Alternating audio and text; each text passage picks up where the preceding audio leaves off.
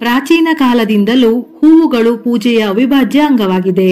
ತಾಜಾ ಹೂವುಗಳನ್ನು ದೇವತೆಗಳಿಗೆ ಅರ್ಪಿಸದೆ ಪೂಜಾ ವಿಧಿಗಳು ಅಪೂರ್ಣವೆಂದು ಹೇಳುತ್ತಾರೆ. ಪೂಜೆ ಎಂಬ ಪದವು ಹೂವುಗಳೊಂದಿಗೆ ಮಧುರ ಸಂಬಂಧವನ್ನು ಹೊಂದಿದೆ. ಇದರಲ್ಲಿ ಪೂ ಎನ್ನುವ ಪದವು ಹೂವುಗಳನ್ನು ಸೂಚಿಸಿದರೆ, ಎರಡನೇ ಅಕ್ಷರವಾದ ಜೆ ಎನ್ನುವ ಪದವು ಪ್ರಾರ್ಥನೆಯನ್ನು ಸೂಚಿಸುತ್ತದೆ. ಹೂವನ್ನು ಕಟ್ಟುವಾಗ ಯಾವ ತಪ್ಪು ಮಾಡಬಾರದು. ಯಾವ ರೀತಿಯ ಹೂವನ್ನು ದೇವರಿಗೆ ಅರ್ಪಿಸಿ ಪೂಜಿಸಿದರೆ ಸಿದ್ಧಿಯಾಗುತ್ತದೆ, ಪೂಜೆಗೆ ತಕ್ಕ ಪ್ರತಿಫಲ ಸಿಗುತ್ತದೆ ಹಾಗೂ ತಾಯಿ ಲಕ್ಷ್ಮಿಯ ಅನುಗ್ರಹಕ್ಕೆ ಯಾವ ರೀತಿಯ ಹೂವುಗಳನ್ನು ಉಪಯೋಗಿಸಬೇಕೆಂದು ತಿಳಿಯೋಣ. ಕೆಲವೊಮ್ಮೆ ನಮ್ಮ ಕಷ್ಟ ಸಂಕಟಗಳನ್ನು ಯಾರಿಂದಲೂ ಹೇಳಿಕೊಳ್ಳಲು ಸಾಧ್ಯವಿಲ್ಲವೆಂದಾಗ ಕೆಲವರು ದೇವರಿಗೆ ನಾನಾ ರೀತಿಯ ಹೂವಿನ ಮಾಲೆಗಳನ್ನು ಅರ್ಪಿಸುತ್ತಾರೆ. ಇನ್ನು ಕೆಲವರು ತಮ್ಮ ಕೈಯಾರೆ ಹೂವಿನ ಮಾಲೆಯನ್ನು ಕಟ್ಟಿ ನಮ್ಮ ಕಷ್ಟಗಳು ಪರಿಹಾರವಾಗಲೆಂದು ಪೂಜೆಯನ್ನು ಮಾಡುತ್ತಾರೆ. ಇದರಿಂದ ನಮ್ಮ ಮನಸ್ಸಿಗೆ ಏನೋ ಒಂದು ರೀತಿಯ ಸಮಾಧಾನ ಸಿಗುತ್ತದೆ. ಅಂದರೆ ಭಕ್ತರು ಮತ್ತು ದೇವರ ನಡುವೆ ಹೂವಿಗೆ ಅವಿನಾಭಾವ ಸಂಬಂಧವಿದೆ ಎಂದರೂ ತಪ್ಪಿಲ್ಲ. ದೇವರಿಗೆ ಹೂವನ್ನು ಕಟ್ಟುವಾಗ ಅಪ್ಪಿತಪ್ಪಿಯೂ ಈ ರೀತಿಯ ತಪ್ಪುಗಳನ್ನು ಮಾಡಬಾರದು. ಒಂದು ವೇಳೆ ಹೂ ಕಟ್ಟಲು ಸಾಧ್ಯವಿಲ್ಲವೆಂದರೂ ಪರವಾಗಿಲ್ಲ, ಆದರೆ ಮಾಡಿದ ಮೇಲೆ ಸರಿಯಾದ ವಿಧಾನದಲ್ಲಿ ಯಾವುದೇ ರೀತಿಯ ದೋಷಗಳು ಬರದೇ ಇರುವ ರೀತಿ ಮಾಡಬೇಕು. ಏಕೆಂದರೆ ಮಾಡುವ ಸಣ್ಣ ಪುಟ್ಟ ತಪ್ಪುಗಳಿಂದಲೇ ಮನೆಯಲ್ಲಿ ಕಷ್ಟ, ಬಡತನ, ಜಗಳ, ಕಲಹಗಳು ಪ್ರಾರಂಭವಾಗುತ್ತದೆ. ನೀವು ಎಷ್ಟೇ ಕಷ್ಟಪಟ್ಟು ಶ್ರಮ ವಹಿಸಿ ಕೆಲಸ ಮಾಡಿದರೂ ಆ ಕೆಲಸಕ್ಕೆ ಸರಿಯಾದ ಪ್ರತಿಫಲ, ಯಶಸ್ಸು ಸಿಗದೆ ವ್ಯರ್ಥವಾಗುತ್ತದೆ. ಎಲ್ಲಕ್ಕಿಂತ ಉತ್ತಮ ಆರೋಗ್ಯ, ಮನಸ್ಸಿಗೆ ಸಮಾಧಾನ, ಶಾಂತಿ ಇರುವುದು ಮುಖ್ಯ. ದೇವರಿಗೆ ಹೂ ಕಟ್ಟುವಾಗ ಸ್ವಚ್ಛತೆ, ಶುದ್ಧತೆ ಹಾಗೂ ಶ್ರದ್ಧಾ ಭಕ್ತಿ ಎನ್ನುವುದು ಬಹಳ ಮುಖ್ಯ. ಬೇಕಾಬಿಟ್ಟಿಯಾಗಿ ಎಂದಿಗೂ ಹೂ ಕಟ್ಟಬಾರದು. ಒಂದು ವೇಳೆ ಸಮಯವಿಲ್ಲವೆಂದರೆ ಹೂ ಕಟ್ಟದೆ ಸಾದಾ ಹೂವುಗಳನ್ನೇ ದೇವರಿಗೆ ಅರ್ಪಿಸಿ. ದೇವರಿಗೆ ಹೂ ಕಟ್ಟುವುದಕ್ಕೂ ನಿಯಮ, ರೀತಿ ನೀತಿಗಳಿರುತ್ತವೆ. ಕೆಲವೊಂದು ಅಂಶಗಳನ್ನು ಗಮನಿಸಬೇಕು. ಬೇಕಾಬಿಟ್ಟಿಯಾಗಿ ಹೂ ಕಟ್ಟಿದರೆ ಅದನ್ನು ದೇವರಿಗೆ ಇರಿಸುವುದು ಸರಿಯಲ್ಲ. ಅಂತಹ ಹೂವುಗಳನ್ನು ಅರ್ಪಿಸಿದರೆ ಅದರಿಂದ ಪಾಪ ಸುತ್ತುಕೊಳ್ಳುತ್ತದೆ ಹೊರತು ಪುಣ್ಯವಂತು ಬರಲು ಸಾಧ್ಯವಿಲ್ಲ. ಇನ್ನು ನಾವು ದೇವರಿಗೆ ಹೂವನ್ನು ಅರ್ಪಿಸುವಾಗಲೂ ಯಾವ ರೀತಿಯ ಹೂವನ್ನು ಅರ್ಪಿಸಬೇಕು, ಯಾವ ರೀತಿಯ ಹೂವನ್ನು ಅರ್ಪಿಸಿ ಪೂಜಿಸುವುದರಿಂದ ಆ ಪೂಜೆಗೆ ತಕ್ಕ ಫಲ ಸಿಗುತ್ತದೆ ಎಂಬುದನ್ನು ಕೂಡ ತಿಳಿದಿರಬೇಕು. ಯಾಕೆಂದರೆ ಒಟ್ಟಾರೆ ಯಾವುದೋ ಒಂದು ಹೂವನ್ನು ಹಾಕಿ ಪೂಜೆ ಮಾಡಿದರಾಯಿತು ಎಂದು ಪೂಜೆ ಮಾಡಬಾರದು. ಪೂಜೆಗೆ ಒಂದೇ ಹೂವನ್ನು ಅರ್ಪಿಸಿದರೂ ಕೂಡ ಚೆನ್ನಾಗಿರುವ, ಶುದ್ಧವಾಗಿರುವ ಹೂವನ್ನು ಉಪಯೋಗಿಸಬೇಕು. ಎಲ್ಲರ ಮನೆಯಲ್ಲೂ ತುಳಸಿಯನ್ನು ಪೂಜಿಸಲಾಗುತ್ತದೆ. ತುಳಸಿಯನ್ನು ಸಾಕ್ಷಾತ್ ಲಕ್ಷ್ಮೀ ದೇವಿಯ ಸ್ವರೂಪವೆಂದು ಪ್ರತಿದಿನ ಆರಾಧಿಸಲಾಗುತ್ತದೆ.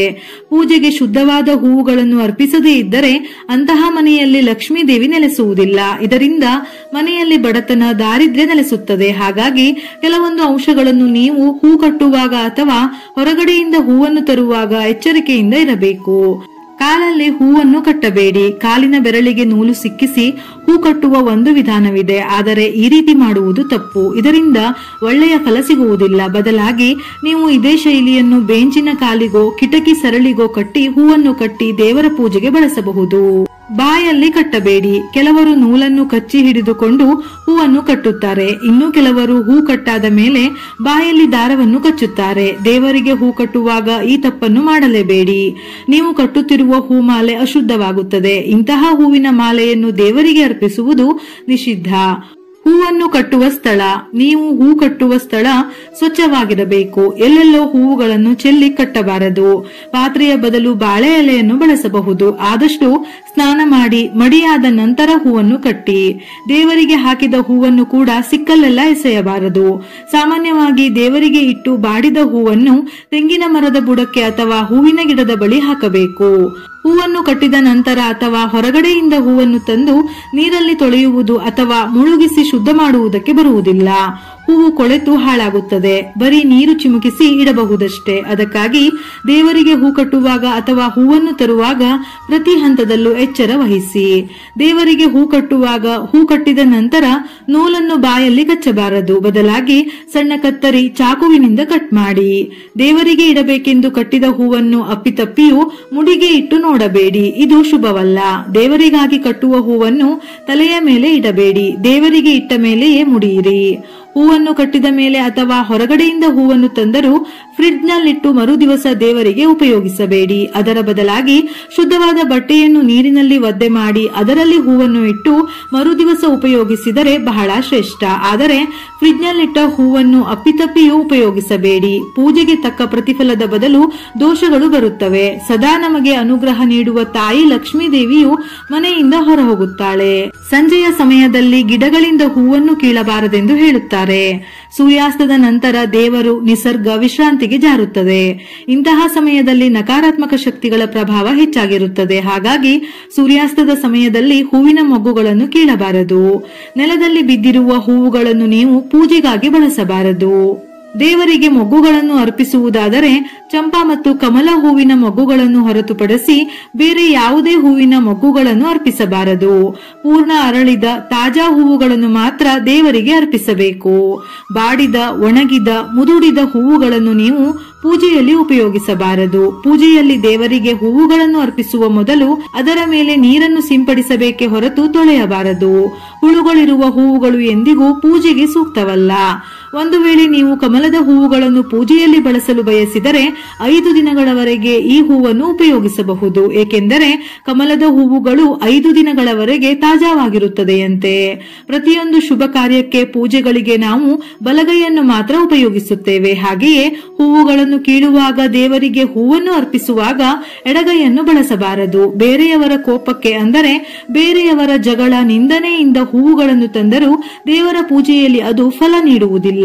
ನೆಲದಲ್ಲಿ ಬಿದ್ದಿರುವ ಹೂವು, ಪರಿಮಳವಿರದ ಹಳೆಯ ಹೂವು, ಕೆಟ್ಟ ವಾಸನೆಯಿಂದ ಕೊಳೆತಿರುವ ಹೂವು, ದಳಗಳು ಉದುರಿದ, ಅಂದರೆ ಹಿಂದಿನ ದಿನದ ಹೂವುಗಳನ್ನು ಇಂದಿನ ಪೂಜೆಗೆ ಉಪಯೋಗಿಸಬಾರದು.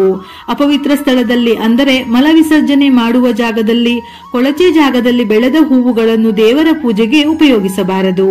ಗಿಡದಲ್ಲಿ ಹೂವುಗಳನ್ನು ಕೀಳುವ ಮೊದಲು ಗಿಡಕ್ಕೆ ಒಂದು ಸ್ವಲ್ಪವಾದರೂ ನೀರನ್ನು ಹಾಕಬೇಕು. ನಂತರ ಒಳ್ಳೆಯ ಮನಸ್ಸಿನಿಂದ ಹೂವನ್ನು ಕೀಳಬೇಕು. ಸಾಧ್ಯವಾದರೆ ಹೂವುಗಳನ್ನು ಕೀಳುವಾಗ ನಿಮ್ಮ ಇಷ್ಟ ದೇವರ ನಾಮ ಜಪಿಸುತ್ತಾ ಕಿತ್ತರೆ ಒಳ್ಳೆಯದು. ಒಳ್ಳೆಯ ಮನಸ್ಸಿನಿಂದ ಒಳ್ಳೆಯ ಕಾರ್ಯಗಳನ್ನು ಮಾಡಿದಾಗ ಪ್ರತಿಫಲವೂ ಕೂಡ ಒಳ್ಳೆಯದೇ ಆಗುತ್ತದೆ. ಪೂಜೆಗೆ ಹೂವುಗಳನ್ನು ಆಯ್ದುಕೊಳ್ಳುವಾಗ ನಮ್ಮ ಪೂಜೆಯು ಫಲಕಾರಿಯಾಗಲಿ ಎಂದು ಬೇಡಿಕೊಳ್ಳಬೇಕು. ಸ್ನಾನ ಮಾಡದೆ ನಾವು ಪೂಜೆಗಾಗಿ ಹೂವುಗಳನ್ನು ಕೀಳಬಾರದು. ಪೂಜೆಗಾಗಿ ಹೂವುಗಳನ್ನು ಕೀಳುವಾಗ ಪಾದರಕ್ಷೆಗಳನ್ನು ಧರಿಸಬಾರದು. ದೇವರಿಗೆ ಮಲ್ಲಿಗೆ, ಜಾಜಿ, ಗುಲಾಬಿ, ಸಂಪಿಗೆ ಇಂತಹ ಪರಿಮಳ ಭರಿತ ಹೂವುಗಳನ್ನು ಬಳಸುವುದರಿಂದ ನಾವು ಪೂಜಿಸಿದ ಫಲ ಸಂಪೂರ್ಣವಾಗಿ ಪ್ರಾಪ್ತಿಯಾಗುತ್ತದೆಯಂತೆ. ದೇವರ ಪೂಜೆಗೆ ಹೂವುಗಳನ್ನು ಕಟ್ಟುವಾಗ ಅಥವಾ ಬಳಸುವಾಗ ಈ ಮೇಲಿನ ಎಲ್ಲಾ ನಿಯಮಗಳನ್ನು ಗಮನದಲ್ಲಿ ಇಟ್ಟುಕೊಳ್ಳಬೇಕು. ಪೂಜೆಯಲ್ಲಿ ಬಳಸುವ ಹೂವುಗಳಿಗೂ ಹೆಚ್ಚಿನ ಮಹತ್ವವಿರುವುದರಿಂದ ನಾವು ಈ ನಿಯಮಗಳನ್ನು ಅನುಸರಿಸುವುದು ತುಂಬಾನೇ ಮುಖ್ಯ ಎಂದು ನಮ್ಮ ಪುರಾಣಗಳಲ್ಲಿ ಉಲ್ಲೇಖಿಸಲಾಗಿದೆ. ಆದರೆ ಈಗಿನ ಕಾಲಕ್ಕೆ ತಕ್ಕಂತೆ ಕೆಲವೊಮ್ಮೆ ಇದನ್ನೆಲ್ಲ ಮಾಡಲು ಸಾಧ್ಯವಿಲ್ಲವೆಂದಾದರೂ ತಿಳಿದುಕೊಂಡಿರುವುದು ಬಹಳ ಉತ್ತಮ. ಇದೇ ರೀತಿಯ ಮನಮುಟ್ಟುವ ಉಪಯುಕ್ತ ಮಾಹಿತಿಗಳಿಗಾಗಿ ಮತ್ತೆ ಭೇಟಿಯಾಗೋಣ.